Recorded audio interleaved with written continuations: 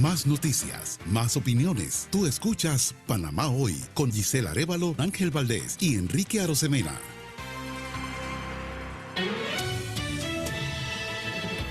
Entrevista de actualidad, Panamá Hoy.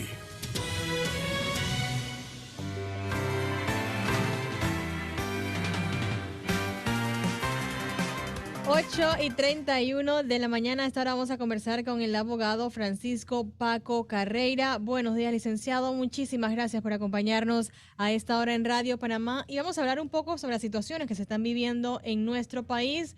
Una de ellas es el tiempo, o se habla mucho del tiempo que debe tomar la Corte Suprema de Justicia para responder a lo que ya los procuradores de la Administración y la Nación han dicho.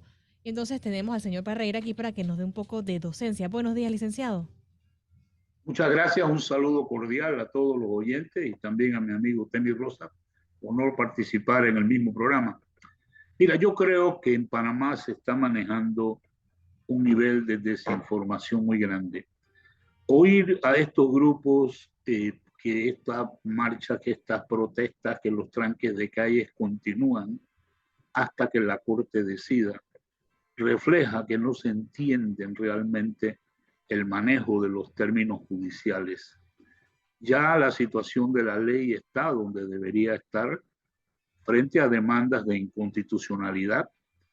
Los términos que la ley le da para cada tipo de estas acciones incluyen un periodo que comenzó ayer, por ejemplo, de 10 días hábiles para que cualquier persona, cualquier tercero, cualquier grupo que quiera presentar escritos en referencia a la inconstitucionalidad lo haga. Una vez que este periodo de 10 días hábiles termina, y esto es lo que dice la ley, no es que la Corte está imponiendo ningún término específico, no, es que está siguiendo lo que sigue normalmente este procedimiento. Después de eso, entonces, se pasa a la etapa en donde el magistrado ponente es el que se tiene que encargar de redactar un proyecto de decisión, y una vez que esto está hecho, se va a circular electrónicamente a todos los magistrados al mismo periodo para que ellos opinen. Este es otro periodo que demora 20 días y esto no se puede cambiar. Entonces, yo creo que es una manipulación muy sutil de parte de estos grupos que al principio promovían la inconstitucionalidad de esto, que se admitieran las respectivas demandas, y ahora que esto está donde debe estar, pues simple y sencillamente no quieren esperar los periodos judiciales, que todo el mundo sabe que no son variables ni por la intención de la Corte ni de más nadie. Entonces, estamos en una encrucijada en donde el país sigue parado. Para mí es inconcebible que el derecho de protesta se haya colocado por encima de los derechos constitucionales que tenemos los demás, de libre tránsito, de derecho a la educación, derecho a los servicios médicos y derecho a la comida. Cada vez que escucho estas informaciones que ustedes dan de entrevistas en caso de Merca, en caso de los mercados, aquí lo que se está promoviendo es acabar con los sectores productivos de este país. Anoche escuchaba en un informe que en caso de mi provincia chiricana, pueden llegar allá todos los insumos que quieran, medicamentos, gas, combustible, etcétera, pero que de allá no sale nada. ¿Cuál es el objetivo de acabar con la producción, con acabar con la cantidad de productores agrícolas que este país tiene, que sobreviven en base a lo que producen y lo que venden? Pero si esto no puede llegar a los mercados por la actitud caprichosa de unos cuantos, entonces yo creo que el gobierno ha fallado notablemente, porque ha dejado que se coloque el derecho de protestar por encima de los otros derechos constitucionales de los que somos la mayoría. Y eso yo creo que es algo que el gobierno tiene que enfrentar. Es imposible que aquí se estén todavía manejando cierres de calle, todavía se esté manejando la afectación que hay a los diferentes derechos constitucionales, simple y sencillamente por proteger el derecho a protesta. Yo creo que esto para mí debe llegar a un límite en donde el gobierno debe cumplir con su obligación de imponer el orden público y proteger el derecho de protesta, pero al mismo tiempo también balancearlo con el derecho que tenemos los demás a recibir y a practicar nuestros derechos constitucionales de libre tránsito. Es imposible, por ejemplo, que una empresa como la nuestra, una firma de abogados que tiene 20 empleados, vengan a trabajar 4 o 5 porque los demás simplemente no pueden llegar. Y yo creo que esta afectación tiene que tener un límite.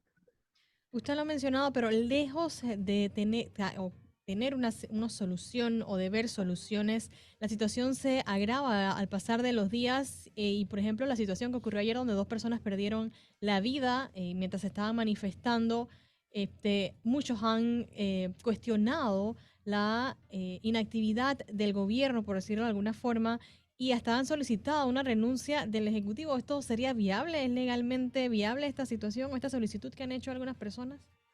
Mira, yo creo que esto es otra locura.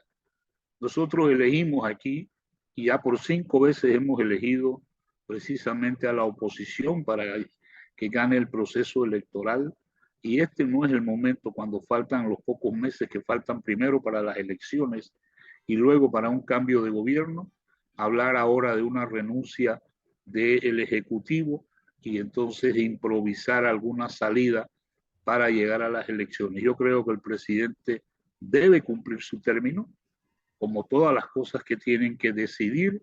Hay momentos en donde las decisiones no son nada fáciles. En este momento, yo creo que por encima del derecho de protesta está el derecho a la alimentación, al libre tránsito, a la educación, a los servicios médicos, y eso para mí está por encima y debe estar por encima de el tema de las protestas. Es imposible que nosotros podamos seguir aquí hasta que la Corte decida. Sí. Y yo, sin pretender fijar alguna fecha, yo creo que nosotros estaremos viendo alguna decisión más o menos a mediados del mes de diciembre. Si eso es así, o aunque sea un poco antes, vamos a seguir sacrificando a nuestros estudiantes. Yo creo que es totalmente irresponsable de esta dirigencia, simple y sencillamente manejar sutilmente términos como una huelga que fue declarada unilateralmente y ahora se quieren un arreglo o un poder desistir de esto con un arreglo. Señores, los estudiantes panameños están siendo afectados y eso para mí es prioridad, que se vuelva a dar las clases. Creo que las escuelas privadas, producto de la experiencia de la pandemia y de todos los temas de COVID, se han habituado a dar clases a través de internet, no presenciales, y por lo menos esos estudiantes están recibiendo, si no es la mejor educación, están recibiendo la educación que deben tener en las actuales circunstancias. Sí. Pero las escuelas públicas van a seguir siendo un desastre y esto es un daño irreversible.